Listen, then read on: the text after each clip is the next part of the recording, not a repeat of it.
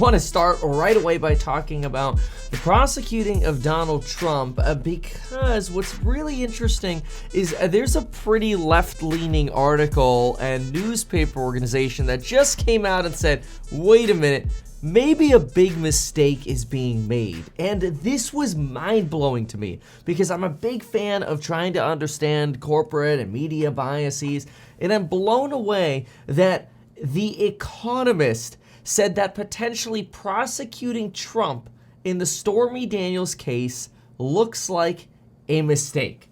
This blows my mind because I'll tell you, I listen to The Economist a lot, but I know they definitely lean left. I wouldn't say they're super far left. There's sort of like, there's the middle, and then they're just as far left as the Wall Street Journal is to the right. But what blows my mind is the media reaction here, that The Economist would actually, under perp talk, say prosecuting Donald Trump in the Stormy Daniels case looks like a mistake. This blows my mind because really what you have is you have a leftist organization saying, hey, wait a minute, maybe we shouldn't convict or prosecute Donald Trump for these crimes. Now, yesterday I did a complete about 40-minute live stream going through the entire indictment, the likely claims in it, the booking process, will he be handcuffed, will he not be, the difference between the Secret Service handcuffing him being Donald Trump's choice, the New York Police Department handcuffing him being the choice of the district attorney, which we don't think will happen. It's more likely the Secret Service would at the direction of Donald Trump. This is likely to happen next week where Donald Trump will be booked and then enter his non-guilty plea during the arraignment. If you want the complete details to that, watch the other video. Just type into YouTube, Meet Kevin, Donald Trump indictment. You'll see everything about it, the history, the background, everything. But regarding this reaction, I have to get through this because I think it blows my mind. So first of all, after so much speculation that it seemed America's media might have just repeated echoes, a grand jury indeed indicted the 45th president of the United States. This is, to use a term that is was worn out by the end of the Trump administration, historic. So they've already kind of got this sort of like tone of being a little like, all right, we're kind of over Trump here. And they're very clear about that. You'll see at the end of this article, they do not like Trump. But listen to what they say, and it blows my mind. Trump has been fundraising for weeks on the back of his potential indictment, which he predicted was coming on March 18th. It turns out to have been one of his more accurate posts. Again, sort of another slam at Trump for potentially hyperbole or exaggerating. But anyway, if Mr. Trump has committed a crime, it would be wrong to duck prosecuting him because it would put stress on America's governing institutions. In other words, if he did indeed commit a crime, of course he should be prosecuted. For example, other presidents like Silvio Mussolini in Italy or Nicolas Sarkozy in France were convicted as well. For example, in the case of Sarkozy, he was convicted of 1 year or one corruption count for which he needed to serve 1 year in prison after being president of France, and a second corruption charge to be served in home confinement.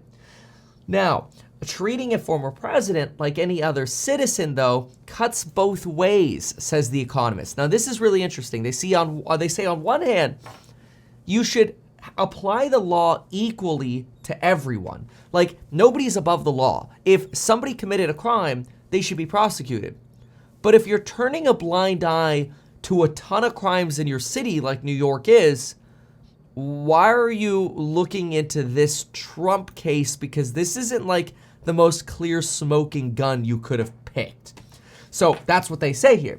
They say a prosecutor has to weigh the seriousness of a crime, the likelihood of securing a conviction, and the public interest in securing, not like the public's media interest, but like the public safety interest in prosecuting the crime.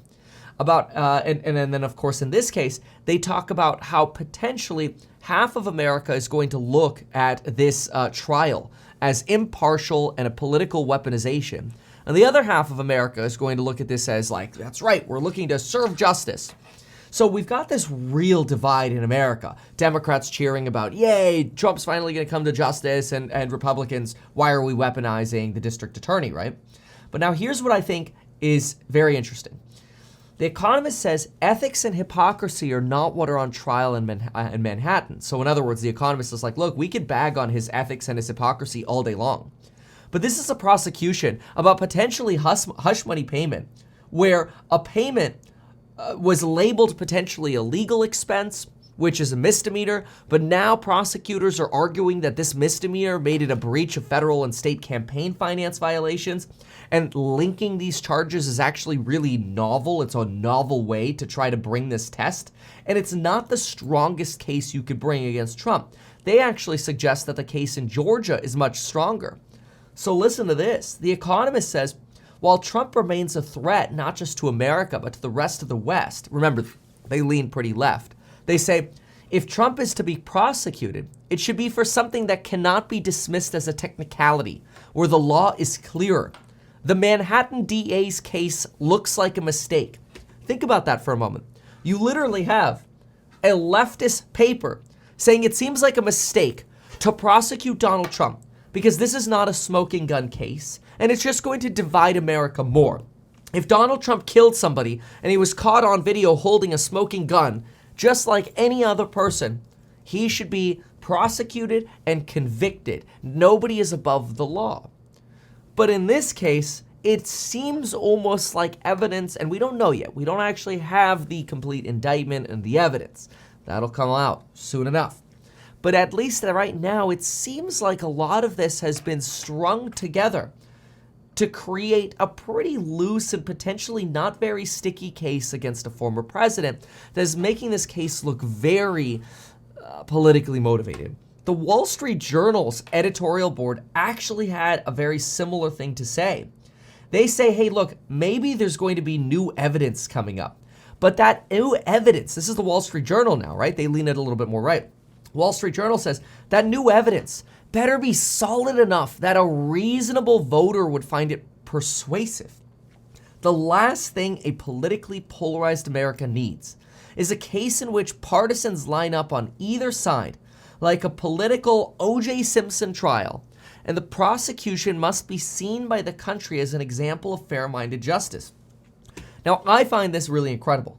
The fact that you have newspapers and basically publishers for politics on both sides arguing that this case is a mistake against Donald Trump. Even if you hate Trump's guts, it's a mistake because all you're doing is polarizing America more with what seems like it could be a relatively weak case.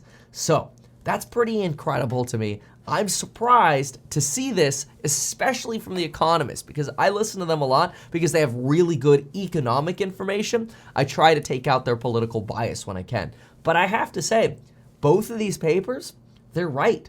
The people on the left and right, they're right here. This is probably not the best case to bring against Donald Trump.